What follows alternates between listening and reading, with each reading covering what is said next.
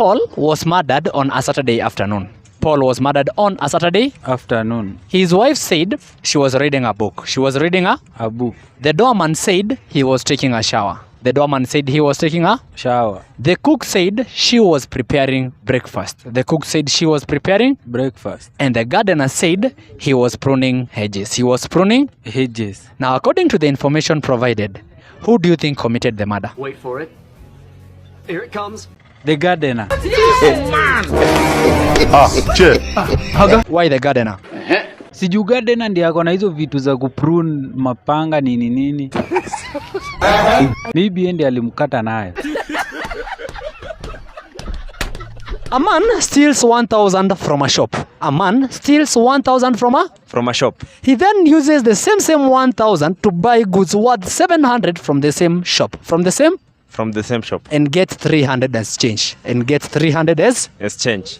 Now, how much money does the shopkeeper lose altogether? Shut up, everybody. Listen. It's only 1,000.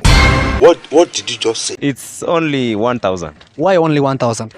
Because alichukua 1,000, aliiba 1,000 akaenda. Alafu akakuja akanunua, akarudishiwa change. So hapo hakuna hasara. So you think how much did the shopkeeper lose? 1,000. Makofi. A cowboy rides into town on Friday. He stays inside that town for 3 days. He stays inside that town for how many days? 3 days. And then leaves on Friday. Now the question is, how did he do it? A cowboy rides into town on Friday. A cowboy rides into town on Friday. He stays inside that town for 3 days. For how many days? 3 days. And then leaves on Friday. Now the question is, how did he do it? Look at this. Somebody come look at this. How did he leave the town? How did he do it? Coming into town on Friday, staying for 3 days, and then leaving on Friday. He came by a horse. The name of the horse is Friday. Makofi. On your way to Nakuru, on your way to where? Nakuru. You met 6 ladies. You met how many ladies? 6 ladies. Each lady had a sack with her.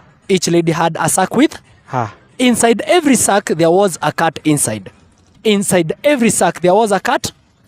And besides every cat inside the sack, there was a kitten with it. Now the question is, how many people were going to Nakuru? Wait for it. Here it comes. 7. Oh, man! Now, why do you think 7 people are going to Nakuru?